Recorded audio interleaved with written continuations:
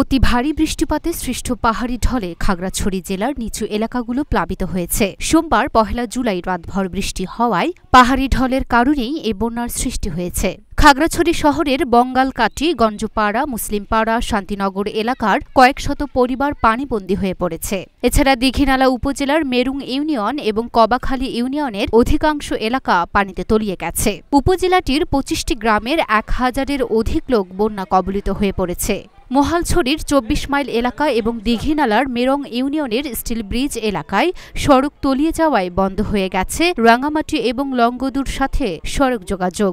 পানির মধ্যে দেখতেছেন আপনারা, সকাল পর্যন্ত আজ কিছু করতে পারি না। মাল সামানো অনেক পুকুর কলাদের মধ্যে পানি বেড়ে গেছে, তারপরে মাল সামানো অনেক নষ্ট, ঘরের অবস্থাটা পরিস্থিতি সবই খারাপ।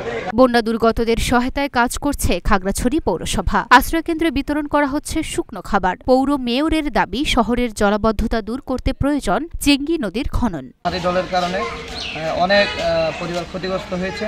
আমরা খাগড়াছড়ি পৌরসভার পক্ষ থেকে দুপুরবেলা শুকনো খাবার দিব সকল পরিবারকে, এবং রাতের খাবারের জন্য আমরা প্রায় ১০,০০০ পরিবারের জন্য খিচুড়ির ব্যবস্থা করেছি। রাতের খাবার আমরা দিব। আর যা যা করতে হয়, পানি যতক্ষণ না নামে আমরা খাগড়াছড়ি পৌরসভা তাদেরকে সুবিধা দিয়ে দেবো। খাগড়াছড়ির চেঙ্গি নদীর যতক্ষণ পর্যন্ত চেঙ্গি শাসন করা না হলে এই জলাবদ্ধতা প্রতি বছরে এই দুর্ভোগ আমাদেরকে পোহাতে হবে এবং জনগণ সবসময় এই দুর্ভোগের শিকার হবে। এটার জন্য সরকারের নিকট আমাদের আকুল আবেদন যে চেঙ্গি খনন করা হোক। খনন করার ফলে আমাদের নালা ছড়াগুলো ওখানে পানি সবচেয়ে ভালোভাবে নিষ্কাশন হতে পারবে বলে আমি। বন্যা দুর্গতদের সহযোগিতায় জেলায় ১০০ আশ্রয় কেন্দ্র খোলা হয়েছে। জেলা প্রশাসনের পক্ষ থেকে দেয়া হচ্ছে ত্রাণ সহায়তা। দুর্যোগ ব্যবস্থাপনায় সকল দপ্তরের ছুটি বাতিল করা হয়েছে বলে জানিয়েছেন জেলা প্রশাসক। আমরা আসলে পুরো আমাদের ৯টি উপজেলায় আমরা ১০০টি আশ্রয় কেন্দ্র খুলেছি।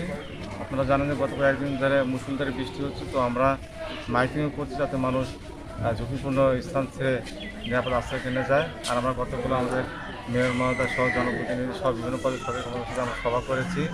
প্রত্যেক ডিপার্টমেন্টের ছুটি বাতিল করা হয়েছে এবং জনগণ যাতে দুর্ভোগে না থাকে সেখানে ফায়ার সার্ভিস, পুলিশ, জনপ্রতিনিধি, আমাদের স্থানীয় প্রশাসন, রোডসার হাট সব ডিপার্টমেন্ট এক জায়গায় কাজ করছে। যখন যেখানে অসুবিধা হচ্ছে আমরা ছুটে যাচ্ছি, প্রয়োজনীয় ব্যবস্থা নিচ্ছি। বন্যা দুর্গত এলাকাগুলোতে রয়েছে বিশুদ্ধ খাবার পানি ও জ্বালানি সংকট। শিশু এবং বৃদ্ধরা রয়েছে ঝুঁকিতে। Luna Afroz, sniffer, Dhaka post.